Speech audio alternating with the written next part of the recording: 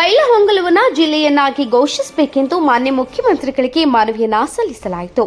ಬೈಲಹೊಂಗಲ ಜಿಲ್ಲೆ ನಿರ್ಮಾಣಕ್ಕೆ ಬೇಡಿಕೆ ಪೂಜ್ಯರು ಸಿಎಂ ಸಿದ್ದರಾಮಯ್ಯ ಅವರಿಗೆ ಬೆಳಗಾವಿ ಜಿಲ್ಲೆಯನ್ನು ಆಡಳಿತಾತ್ಮಕವಾಗಿ ವಿಭಜಿಸಿ ಬೈಲಹೊಂಗಲವನ್ನು ನೂತನ ಜಿಲ್ಲೆಯನ್ನಾಗಿ ಘೋಷಿಸುವಂತೆ ಇಂದು ಮುರುಗೋಡ, ಬೈಲಹೊಂಗಲ, ಮುನವಳ್ಳಿ ಮತ್ತು ಹೊಸೂರು ಮಠದ ಪೂಜ್ಯರು ಸನ್ಮಾನ್ಯ ಮುಖ್ಯಮಂತ್ರಿ ಸಿದ್ದರಾಮಯ್ಯ ಅವರಿಗೆ ಮನವಿ ಸಲ್ಲಿಸಿದರು. ಬೆಳಗಾವಿಯ ಸುವರ್ಣಸೌಧದಲ್ಲಿ ನಡೆದ ಈ ಸಂದರ್ಭದಲ್ಲಿ ವೇದಮೂರ್ತಿ ಮಹಾಂತೇಶ ಆರಾಧ್ರಿ ಮಠದ ಅವರ ನೇತೃತ್ವದಲ್ಲಿ ಮನವಿಯನ್ನು ಅರ್ಪಿಸಲಾಯಿತು. ಶಾಸಕರಾದಂತಹ ಶ್ರೀ ಮಹಾಂತೇಶ್ ಕವಜಲಗಿ, ವಿಆರ್ ಪಾಟೀಲ್, ಶಿವರಾಂಜನ್ ಬೋಳನವರ್ ಸೇರಿದಂತೆ ಅನೇಕರು ಉಪಸ್ಥಿತರಿದ್ದರು. ಬೈಲಹೊಂಗಲವನ್ನು ಜಿಲ್ಲೆಯನ್ನಾಗಿ ಘೋಷಿಸಿದರೆ ಆಡಳಿತದ ಸುಗಮತೆ ಮತ್ತು ಸ್ಥಳೀಯ ಅಭಿವೃದ್ಧಿಗೆ ಸಹಕಾರಿಯಾಗಿ ಆಗುತ್ತದೆ ಎನ್ನುವ ಅಭಿಪ್ರಾಯವನ್ನು ಪೂಜ್ಯರು